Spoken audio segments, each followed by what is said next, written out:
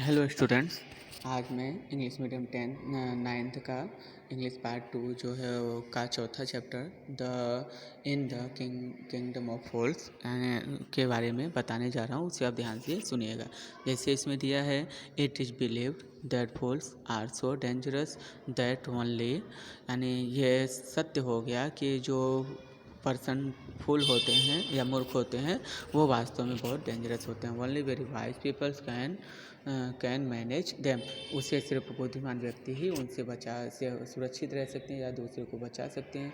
Who are the fools in this story, इस story में मूर्ख कौन है और व्हाट हैपन और टू देम, और उनको क्या हुआ वो पता चलेगा।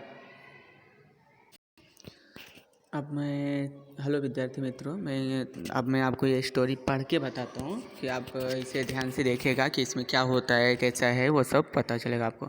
इन द किंगडम ऑफ फूल, यानी कि मूर्खों के राज्य में, both of the king and the minister we are idiot, यानी कि मिनिस्टर वहाँ का और जो वहाँ का किंग था वो दोनों मूर्ख थे। They didn't want to run things like other kings, वे दूसरे वो किंग की तरह जो है वो कुछ भी करना नहीं चाहते थे। So they decided to change night into day and day into night, इसलिए उन लोगों ने ये निश्चय किया कि दिन को रात और रात को दिन में बदल देते हैं।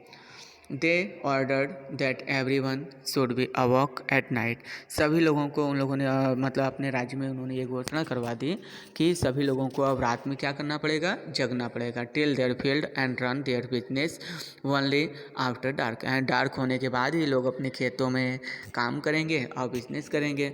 And go to bed as soon as the sun come out, और जैसे ही सूर्य मतलब कि उदय होगा यानी सुबह होगी वो सभी जाके सो जाएंगे। Anyone who disobeys would be punished with death, और अगर किसी ने ये बात नहीं मानी तो उनको क्या किया जाएगी, मौत की सज़ा दी जाएगी। The people did as they were told for fear of death, और लोगों को अपने डर के कारण, यानी लोगों के डर के कारण लोग वही करते थे जो उनको बोला गया था। The king and the ministers we are delighted at the success of their project, राजा और मिनिस्टर जो थे अपने इस प्रोजेक्ट पर बहुत ज़्यादा सफल होने पर खुश हो रहे थे। One day a Guru and his disciples arrived in the city, एक दिन गुरु और उनके डिसिपल जो है उनकी सिटी में आए तो it was a beautiful city बहुत सुंदर थी। It was broad daylight but there was no one about, यानी कि वो बहुत बड़ा भी था, डे लाइट था, दिन बहुत हो गया था बट कोई भी जो है वो वहाँ दिखाई नहीं दे रहा था। एवरीवन वाज एस्लीप, सभी सो रहे थे। नॉट अ माउस से steerings, even the cattles had been taught to sleep by day, यहाँ तक कि एक चूहे से लेकर के कैटल से सब कुछ जो है वो शांत एकदम दिखाई दे रहा था। The two strange were amazed by what they saw around them and wandered around town till evening, और वो दोनों बेचारे अनजान व्यक्ति जो अजनबी थे, गुरु और चेले, वो दोनों शाम तक इधर उधर घूमते थे। When suddenly the whole town woke up and went about its nightly business, तभी अचानक जब सभी लोग शाम को उठे और उठने के बाद अपने अपने डेली रूटीन में लग गए तो the two man were hungry, यानी ये दोनों बेचारे बहुत हंग्री थे। Now that the shop were open they went to buy some groceries, तो ग्रोसरी शॉप से जो वो लोग गए, ग्रोसरी शॉप के पास जब खुला तो वहाँ जा कर के कुछ सामान लिया। द देयर ओटने फिर एडवर्टिजमेंट दे फिर found that everything's cost the same, और उन्हें एक बात का और आश्चर्य हुआ, कब, जब उन्होंने देखा कि सभी कुछ एक ही भाव का था। अ सिंगल डूडू वहाँ का एक प्रकार का पैसा है, रुपया मानकर चलते हैं यहाँ पर, सभी चीज़ें 1 रुपये में। Whether they bought measures of rice, Masoori rice, और बंच ऑफ बनाना, यानी राइस से लेकर के मसूरी मतलब चावल से लेकर के अंगूर मतलब बंच ऑफ बनाना तक का सभी एक भाव था। इट कॉस्ट अ डूडू, यानी कि एक ही डूडू का था। The guru and his disciples were delighted, गुरु और उनके शिष्य बहुत खुश हुए। They had never heard of anything like this, उन लोगों ने आज तक ऐसा कभी नहीं देखा था। They could buy all the food they wanted for a rupee. अब वो लोग मतलब कि 1 ही रुपए में जो कुछ भी चाहिए था उन्हें खाने उन्हें की चीज़ें वो सब उनको मिल गया। When they had cook and eaten, जब उन्होंने खाना बनाया और खा लिया तो the guru realise that this was a kingdom of fool and it wouldn't be to a good idea of them to stay there. तब उन्हें याद आया कि ये जो है वो किंगडम ऑफ फूल्स यानी कि मूर्खों का राज्य है, यहाँ ज़्यादा देर तक रुकना अच्छा नहीं है। फिर this is no place for us, ये जगह उनके लिए नहीं था। लेट्स गो, चलो चलें। He said to his disciple, उन्होंने अपने डिसिपल से कहा। But the disciple didn't want to leave the place, लेकिन उनका डिसिपल जो है शिष्य जो था वो उस जगह को छोड़कर जाना नहीं चाहता था। एवरीथिंग वॉज शेयर हियर, सभी लोग चीप हियर, यहाँ सभी चीज़ें सस्ती थी। All he wanted was good cheap food, और यहाँ सभी कुछ अच्छा था, भोजन भी सस्ता था। द गुरु सेड, गुरु ने ऐसा कहा। दे आर ऑल फूल, वह सभी मूर्ख हैं। This want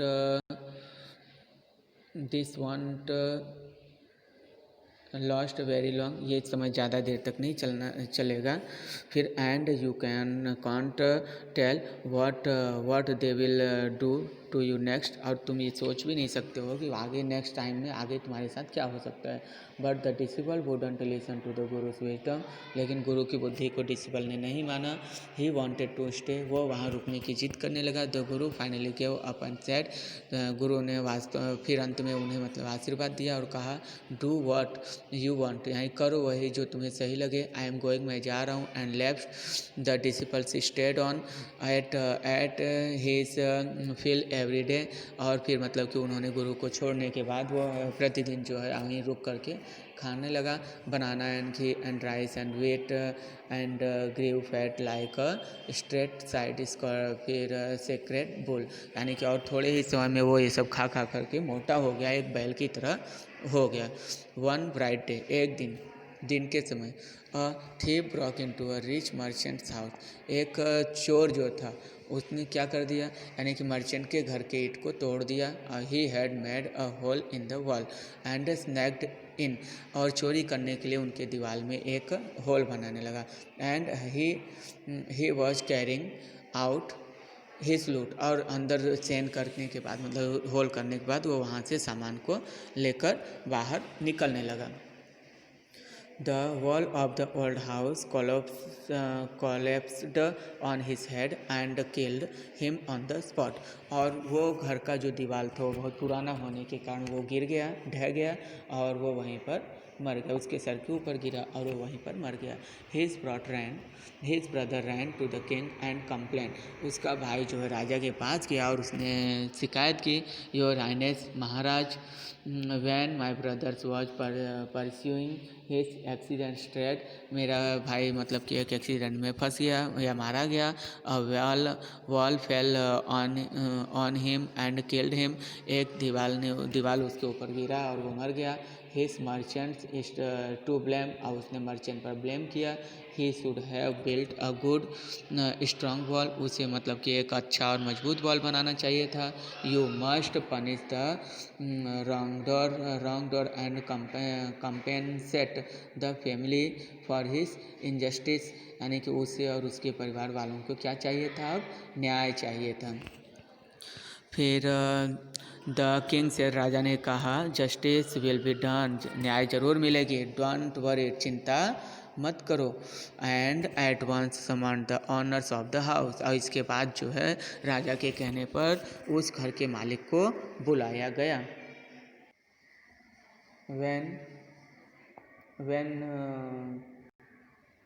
When the merchant arrived, the king questions him, what's your name, यानी कि जब मर्चेंट वहाँ आया तो राजा ने उनसे प्रश्न पूछा कि तुम्हारा क्या नाम है। Such and such your highness, यानी कि सच सच मतलब कि कहता हूँ your highness. Were you at home when the dead man burgled your house, जब वह मरा हुआ व्यक्ति जो मरा हुआ चोर है वो तुम्हारे यहाँ आया था तुम्हारे घर पर तो तुम कहाँ थे। तो यस माय लॉर्ड, हाँ my Lord. He broke in and wall was weak, यानी कि वो मतलब कि टूट गया। क्यों टूट गया, क्योंकि वो दीवार बहुत कमज़ोर था। इट फेल ऑन हिम, और इसी से वो उसके ऊपर गिर गया। द फिर एक्सिस्ट प्लेस्ड गिल्टी, इस बात का मुझे क्या है, शर्मिंदगी है। Your wall killed this man's brother, इस तुम्हारी दीवार के कारण जो है इस आदमी का भाई मर गया।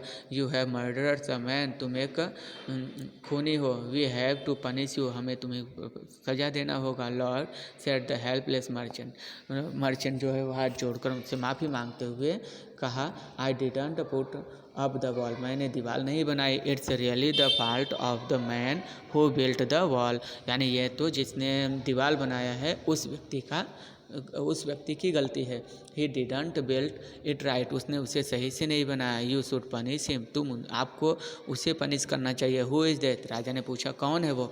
तो my Lord this wall was built in my father's time, ये वॉल जो है वो मेरे पिताजी के समय में बनाई गई थी। आई नो द मैन, मैं उस व्यक्ति को जानता हूँ। He is an old man now, he lives nearby, वो अभी बूढ़ा हो गया है और वो मेरे घर के पास में ही रहता है। The king sent out messengers to bring in the bricklayers who had built the wall. राजा ने अपने मैसेंजर को दूत को भेजा सैनिकों को कि जाकर के उस ब्रिकलेयर को लेकर आओ जिसने इस दीवार को बनाया है।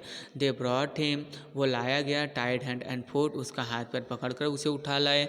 You there, did you build this man's wall in his father's time? Yes my lord, I did. यानी तब राजा ने पूछा कि क्या तुमने इस व्यक्ति के पिताजी के समय पर इनका घर बनाया था। तो उसने कहा हाँ महाराज।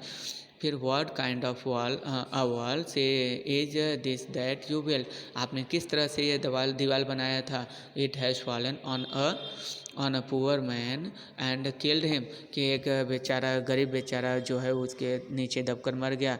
You are a murderer him, तुमने उसका खून किया है। We have to punish you by death, हमें तुम्हें मृत्युदंड देना होगा।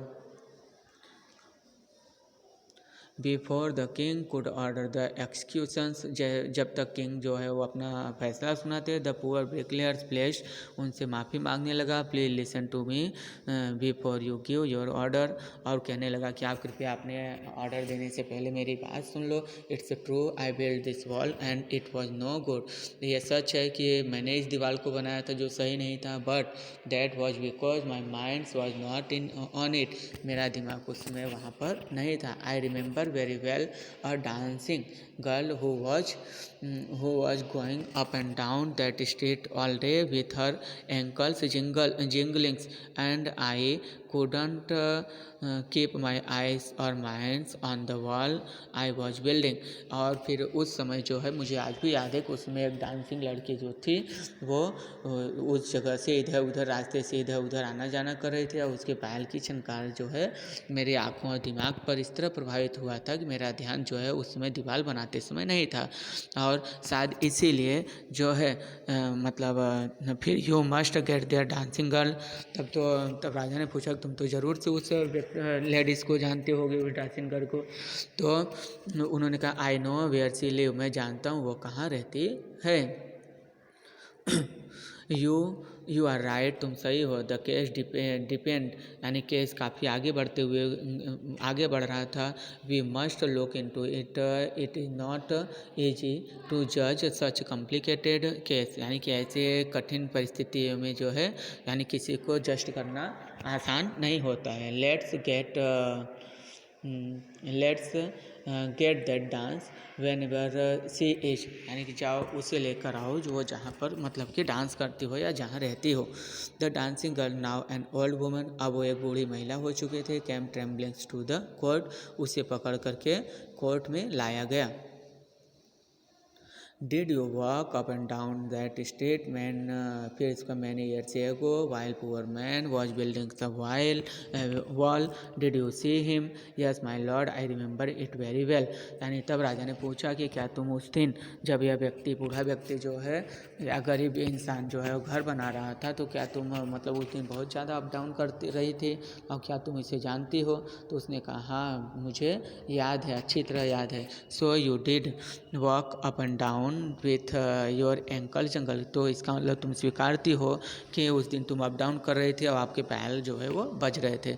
You were young and you distract him, तुम उसमें यंग थी और डिस्ट्रैक्ट हिम, तुम उससे परेशान कर रहे थे। सो ही बिल्ट अ बैड वॉल, इसी कारण से उसने खराब वॉल बना दिया। इन द किंग ऑफ फूल्स, तब it has fallen on a poor burglars and killed him. इसी कारण से एक बेचारा चोर जो है वो दबकर मर गया। You were killed an innocent man, यानी तुमने उस निर्दोष व्यक्ति को मारा है। You will have to be punish, तुम्हें सजा दी जाएगी। She thought for a minutes and said, कुछ मिनट वो सोचने लगी और सोचने के बाद बोलती है, माई लॉर्ड वेट, रुको, I know now why I was walking up and down that street, मुझे याद आया कि मैं उस दिन क्यों इधर उधर कर रही थी, क्यों उस रास्ते से अप डाउन कर रही थी।